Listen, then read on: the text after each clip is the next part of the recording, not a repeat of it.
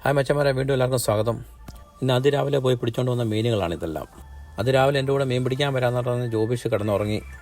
അവസാനം ഞാൻ തന്നെ എണ്ണിച്ച് പോയി. ഒരു മണിക്കൂർ കൊണ്ടാണ് നമ്മൾ ഇത്രയും മീനുകളെ പിടിച്ചേക്കുന്നത്. നല്ല അടിപൊളി മാക്കറിൽ. നമ്മളിന്ന് ബെയ്റ്റ് ഫിഷിനെ പിടിക്കാൻ വേണ്ടി തന്നെയാണ് പോയത്. നല്ല മുഴുത്ത മാക്കറിലാണ്. ഈ മീനുണ്ടല്ലോ, ഇത് അടിപൊളി സാധനമാണ്. ഇതിൻ്റെ ചെറുതിനെയൊക്കെ നമ്മൾ പിടിച്ചിട്ടുണ്ട്. ഇത്ര മുഴുത്ത ഒരെണ്ണത്തിന് ഇത് ആദ്യമായിട്ടാണ്. ഏതായാലും ഇന്നത്തെ ഫിഷിങ് അടിപൊളി ഫിഷിംഗ് ആയിരുന്നു. അതിരാവിലെ 4 ഡിഗ്രിയാണ് തണുപ്പ് കാണിക്കുന്നത്.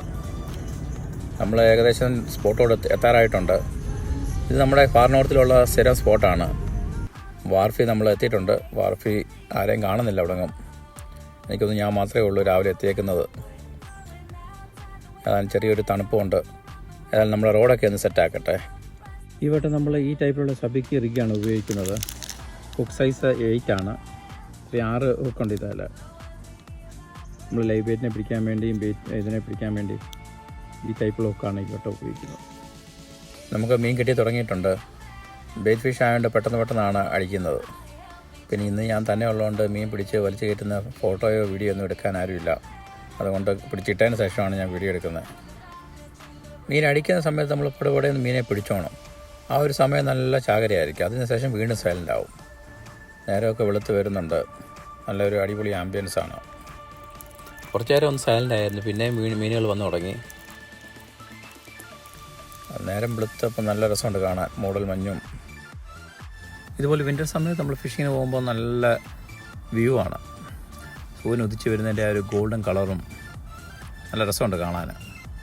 കണ്ടോ, ഇപ്പം അതിനെ പെട്ടെന്ന് അങ്ങ് മാറിയത് കണ്ടോ. കുറച്ചുകൂടെ നേരം വെളുത്തപ്പോഴത്തേക്കിന് ആ ഒരു ലുക്ക് അങ്ങ് മാറി. ഒരു സൈഡിൽ മാത്രമേ ഉള്ളൂ ഒരു ഗോൾഡൻ കളറ്.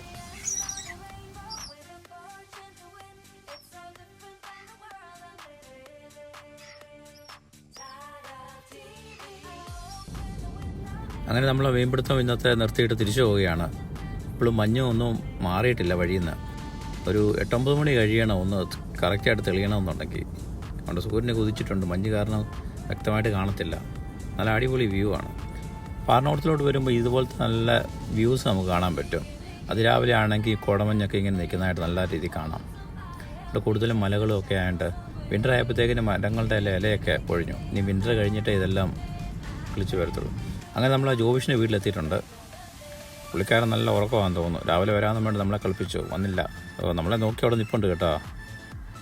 എന്നെ കൊണ്ടുപോയത് അതുപോലെ തിരിച്ചും കൊണ്ടുവന്നു. എഴുന്നേറ്റ് പോയിട്ട് കുറഞ്ഞിട്ടേ രാവിലെ 5 മണിക്ക് ടീച്ചോ തലേ ദിവസം ക്ഷീണവും കഴിഞ്ഞു പോയി പിടിച്ചോണ്ട് വന്ന കൊമ്പനുകളാണ് ഈ കിടക്കുന്നത്. കണ്ടോ, ചെറിയ കളിയൊന്നുമല്ല. വെറും 1 മണിക്കൂറിനുള്ളിൽ സാധനം ഇത്ര മീനുമായിട്ട് വന്നു. ഒരു 1/2 മണിക്കൂർ. നിങ്ങളെ പ്രൊഫഷണൽ മുക്കുവൻ തന്നെയാ.